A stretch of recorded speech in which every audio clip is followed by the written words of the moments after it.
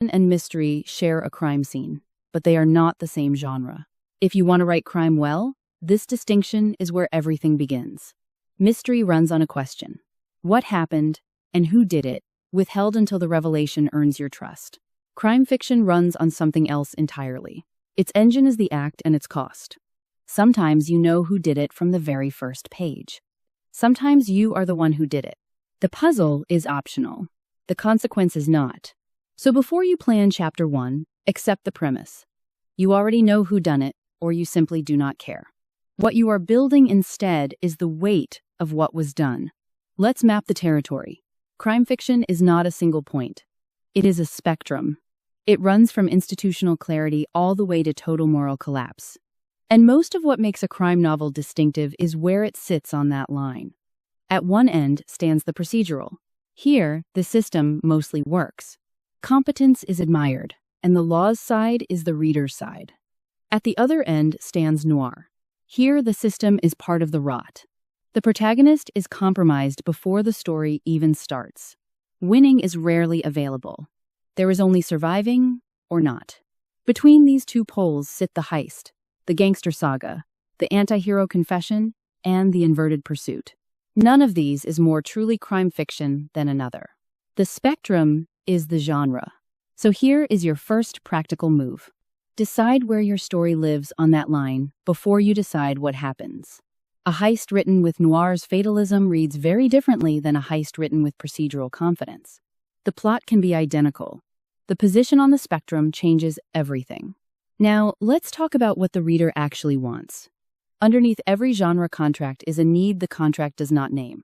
Readers want to cross a line vicariously, with the book as the safety rail. Crime fiction lets a reader stand close to people who have done what most readers fear they are capable of. They get to watch what happens next, without paying the price themselves. But that need shifts by subgenre, and this is critical.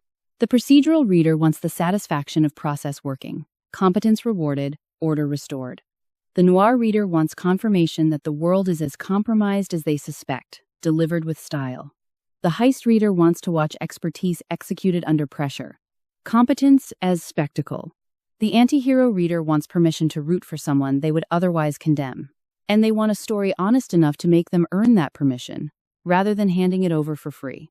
Know which of these your reader is reaching for. It determines what your ending is allowed to do to them. Next, let's look at the hallmarks. These are moments readers recognize as belonging to crime fiction, regardless of subgenre. First, the briefing. The plan is laid out, the crew is assembled, and the reader is given just enough to know what success looks like before things go wrong. Second, the interrogation. Two people in a room, one of them lying. The scene is a power struggle disguised as conversation. Third, the line that gets crossed. A discrete, nameable moment after which the protagonist cannot claim to be who they were 5 pages earlier. Fourth, the double cross. Someone the protagonist trusted was never trustworthy, and the story has been quietly proving it the whole time. And fifth, the cost made visible. Late in the story, the price of the crime arrives in a form that can no longer be deferred or rationalized. Consider how this works in a heist novel. The briefing scene does double duty. It is the plan, but it is also the moment the reader silently catalogs which crew member is going to be the one who breaks it. Now let's place the subgenres on the map. Noir is existential and doom-laden, with a narrator already compromised. Hard-boiled and PI fiction overlaps with mystery, but keeps its center of gravity on the investigator's moral exposure, not the puzzle's fairness. The heist and caper focus on competence and plan execution, often with a found family crew dynamic. Organized crime and the gangster saga build institutional criminal worlds, with a rise and fall structure and loyalty as a load-bearing theme.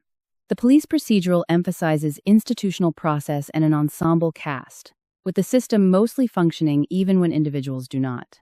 Legal and courtroom crime puts the justice system itself in the arena of conflict. Inverted crime, the how catch 'em, shows the reader the perpetrator from the start, so suspense comes from the pursuit, not the reveal. An anti-hero or literary crime makes the protagonist, the criminal, engineering sympathy deliberately rather than assuming it. These subgenres lean on recurring plot shapes. The heist follows assemble, plan, execute, complication, fallout. The rise and fall traces ascension through a criminal hierarchy, peak power, the inevitable hubris, then collapse. The one last job pulls a retired or reluctant criminal back in by a job that was supposed to be simple. The corruption excavation pulls one thread and reveals rot extending further up or further back than expected. And the moral descent follows an ordinary person who crosses one line and finds each subsequent compromise easier than the last. Character arcs follow their own patterns too. The hardening wears an idealist into cynicism by a system that keeps failing on schedule. The codekeeper maintains a personal honor code inside a corrupt world, and the arc tests whether that code survives contact with real cost. The descent erodes moral architecture compromise by compromise. The redemption attempt sends a criminal after one genuinely moral act to offset a life of wrong, often at fatal cost. And the unmasking collapses the protagonist's private belief that they are different from real criminals under their own evidence. So where does crime fiction blend well, and where does it fight? It partners naturally with mystery, when you want both the puzzle and the cost. Just decide which one is dominant. It pairs with thriller, when you add compressed time to moral weight. It thrives alongside historical fiction, especially Prohibition-era pieces, where the period's corruption and the genre's corruption reinforce each other. And it merges with literary fiction at the anti-hero, character study end of the spectrum. But it also fights. Cozy mystery's optimism sits at the opposite pole from noir's fatalism. Know which end of the crime spectrum you are writing before you try to borrow cozy's charm or noir's doom in the same book. Mixing them without a clear dominant tone produces tonal whiplash. Finally, let's talk about starting the story. Across the full crime spectrum, your opening chapter needs to do 5 things. 1. Signal whose side the reader is on, or signal that you are deliberately blurring it. 2. Show competence, or its absence, early, because competence is what makes the eventual failure cost something. 3. Ground the moral landscape, signaling whether getting away with it is possible, rare, or never. 4. Plant the first crack in the code, hinting at the personal rule this protagonist is eventually going to break. And 5. Match voice to subgenre. Heist openings move brisk and confident.